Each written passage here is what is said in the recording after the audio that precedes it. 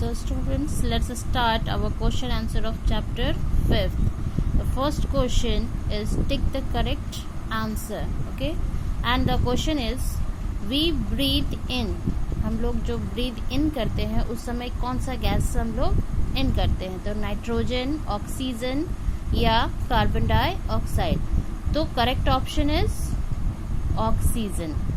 And second question is we breathe out. Okay students, we breathe out. जब हम लोग अपने ब्रीथ को एक्सेल करते हैं, जब हम लोग एक्सेलेशन प्रोसेस करते हैं उस समय कौन सा गैस ऐसा जो हमारे बॉडी से बाहर जाता है, तो वो है ऑक्सीजन, नाइट्रोजन और कार्बन डाइऑक्साइड. इन 3 ऑप्शंस में से आपको चूज करना है आंसर स्टूडेंट. तो correct answer is carbon dioxide. And the third is the muscular organ that pumps blood throughout the body is the. आपको जो मैंने चैप्टर 5 पढ़ाया उसमें मैंने ये बताया था कि पूरे बॉडी में ब्लड को पंप करने का काम कौन करता है, तो heart. Okay student. And next question is the normal temperature of the body is. Body का नॉर्मल टेम्परेचर कितना होता है, 98.6 degree Fahrenheit. Okay student, and come to the last question of take the correct answer.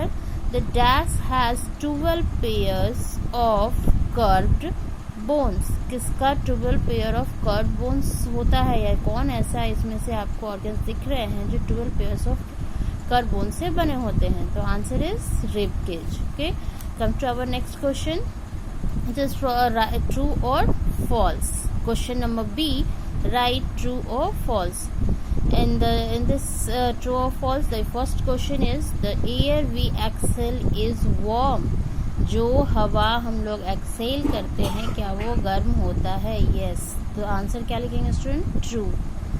Always inhale through your mouth. क्या हमें हमेशा अपने मुंह से सांस लेना चाहिए, नो स्टूडेंट्स. तो हम यहाँ क्या लिखेंगे, false.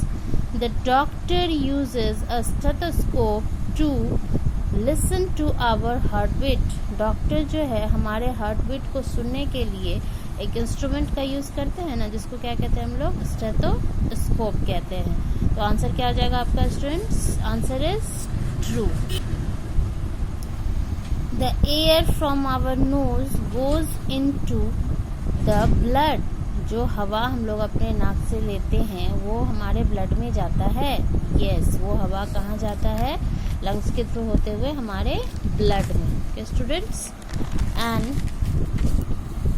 Next question is the our rib cage protects the lungs. Yes, हमारा रिब केज जो है वो हमारे लंग्स को प्रोटेक्ट करता है और साथ ही साथ हमारे हार्ट को भी प्रोटेक्ट करता है. Oxygen is needed for burning. क्या ऑक्सीजन जलने के लिए जरूरी है, yes students. So the answer is true. First question is explain the process of breathing including inhalation and exhalation. आपको ब्रीदिंग के प्रोसेस को एक्सप्लेन करना है जिसमें आपको इनहेलेशन एंड एक्सहेलेशन को भी बताना है. Okay student. So write down answer students. All living things including humans inhale oxygen to produce energy in the body and exhale carbon dioxide from our body. This process is called breathing. जितने भी living things हैं including human beings भी, वो oxygen को inhale करते हैं अपने body में. किस चीज़ के लिए, टू प्रोड्यूस एनर्जी के लिए. और हमारे बॉडी में जब ये एनर्जी प्रोड्यूस होता है तो उससे जो गैस रिलीज होता है कार्बन डाइऑक्साइड, उसको हम लोग एक्सहेल करके बाहर करते हैं. यही प्रोसेस हमारा क्या कहलाता है, ब्रीदिंग कहलाता है. नेक्स्ट है why is it important to breathe well. ये क्यों जरूरी है कि हम लोगों को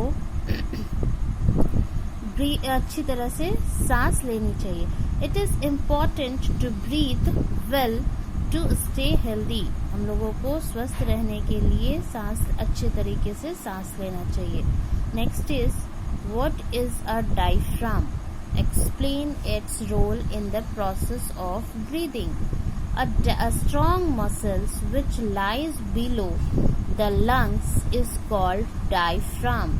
एक स्ट्रॉन्ग मसल्स जो लंग्स के नीचे रहता है उसे क्या कहते हैं? डायफ्राम। नेक्स्ट इसमें आंसर है, it plays important role in the process of breathing. It moves down in inhalation and lungs expand due to the air. Diaphragm जो है वो ब्रीदिंग के प्रोसेस में बहुत इंपॉर्टेंट रोल प्ले करता है। ये इनहेलेशन के प्रोसेस में नीचे आता है जिससे कि लंग्स फैलता है और वो एयर को अपने अंदर भरता है। ठीक है। Taken in, it moves up and relaxes to pushing the air out from the lungs. और एक्सेल प्रोसेस में ये ऊपर की तरफ जाता है जिससे लंग्स रिलैक्स होता है और एयर पुश होकर के लंग्स से बाहर चले जाते हैं। Okay, I repeat again your answer, students. A strong muscles which lies below the lungs is called diaphragm. It plays important role in the process of breathing. It moves down in inhalation and lungs expand due to the air taken in. It moves up and relaxes to pushing the air out from the lungs. Okay, student. And next question is, can you use your breath for any other purpose? If yes, then mention it. क्या आप अपने breath का use किसी और purpose के लिए भी करते हो? अगर हाँ तो आप उसे मेंशन करो। तो हम क्या लिखेंगे? Yes, we use our breath for any other purpose, like we blow at our hand when it gets burnt to feel cooler to the burnt area. हम लोग अपने जब हमारा हैंड जल जाता है तो हम उस बर्न्ट एरिया पे फूंक मारते हैं, अपना एयर ब्लो करते हैं, ब्रीथ आउट करते हैं ताकि वो एरिया हमें कूलर फील हो। We blow on a hot cup of tea to cool it. गर्म चाय का जब कप होता है उसको ठंडा करने के लिए भी हम लोग उस पर ब्लो करते हैं। We blow on our palm in winter to make them warm. To burning pieces of wood on a चूल्हा। विलेजेस में जो चूल्हे पे जो लकड़ी से खाना बनाया जाता है उसे जलाने के लिए भी क्या करते हैं हम लोग? ब्लो करते हैं, उस पर ब्लो आउट करते हैं। सो आप लोगों ने आंसर इसके लिख दिया होगा। मैं एक बार फिर से रिपीट कर देती हूँ। Yes, we use our breath for any other purpose, like we blow at our hand when it gets burnt to feel cooler to the burnt area.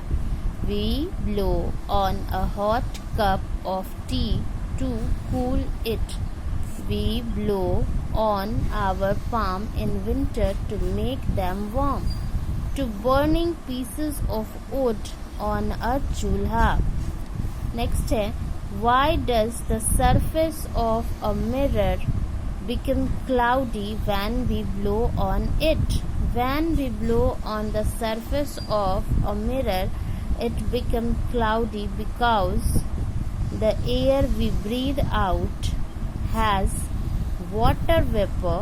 This water vapor condenses on coming in contact with the cold mirror and making it cloudy. Question क्या पूछा student आपसे? Why does the surface of a mirror become cloudy when we blow on it? Mirror का जो surface है वो cloudy क्यों हो जाता है जब हम उसके ऊपर ब्लो करते हैं, एक्सेल करते हैं, अपने सांस को छोड़ते हैं? तो आंसर क्या है students? When we blow on the surface of a mirror, it become cloudy. जब हम अपने सांस को उसके ऊपर ब्लो करते हैं मिरर के ऊपर तो ये क्लाउडी हो जाता है क्योंकि the air we breathe out has water vapor. जो हवा हम लोग सांस से छोड़ते हैं उसमें वाटर वेपर भी मिला होता है और यही water vapour, this water vapour condenses on coming in contact with the cold mirror. ये जब कोल्ड मिरर के सरफेस जो कि ठंडा होता है उसके कॉन्टैक्ट में आता है तो वो क्या हो जाता है, उसको ठंडा हो जाता है, कंडेंस हो जाता है, ठंडा हो जाता है और वहाँ पे वो कैसा दिखता है? Make it cloudy. उसको क्या कर देता है? वो क्लाउडी अपीयरेंस देता है. So your chapter 5 completed with question answer.